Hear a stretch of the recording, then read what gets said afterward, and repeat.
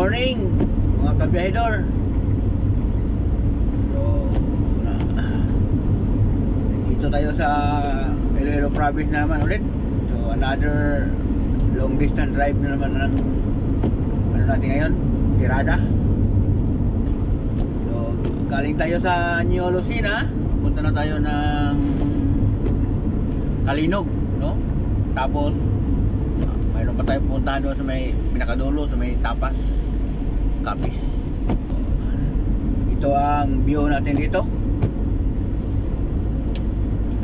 Talagang sumusuot tayo sa ilalim ng mga kahoy, sa mga kawayan, no? Talagang probinsya talaga dito.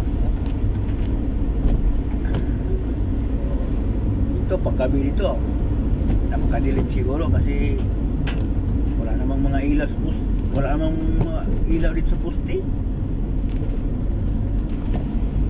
So talagang mahirap sa gabi dito magbiyahe kay Pedro.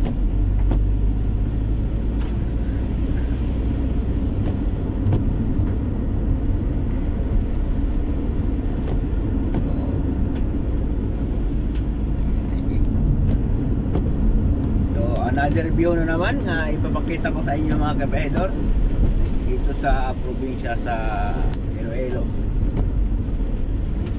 So ito ang ano, daan, no? Daan New Lucena. Ang dulo nito ano, Kabatuan, no? Yun ang dulo nito. Tapos liko tayo, punta tayo ng Kalinog. Medyo malayo pa, no? Sobra isang oras pa tatakbuhin natin. Kaya ito, naka-video na naman tayo para magdaldal tayo nito habang nagdadrive. Kasi kalaban natin ito pag ano, pag ganito kasing long distance drive mga kabahedor, antok talaga, no? Lalo ngayon medyo ulan-ulan, hindi tayo makatakbo ng mabilis kasi baka mas slide tayo, di ba?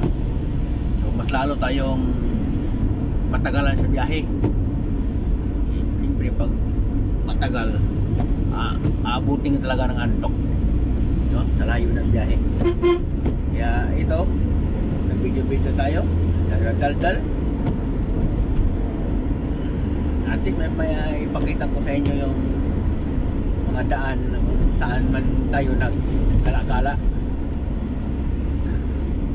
Pag galing kayo ng New Lucena punta ng Batuan, so ito ang madalaanan nyo, ang mga kasada, no?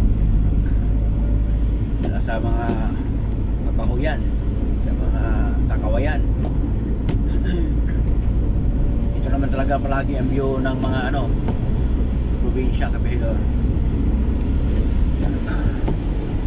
View natin, kabahedor. So, maraming salamat sa pag-ano nito. Kung mayroong mamanood dito, maraming salamat, no? At saka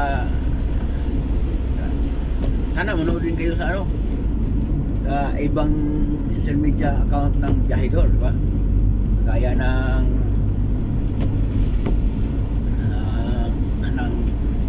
TikTok o sa YouTube, at saka siyempre dito sa Facebook. Yan lang, basta Biyahedor. Hanggang dito lang tayo. Maraming salamat.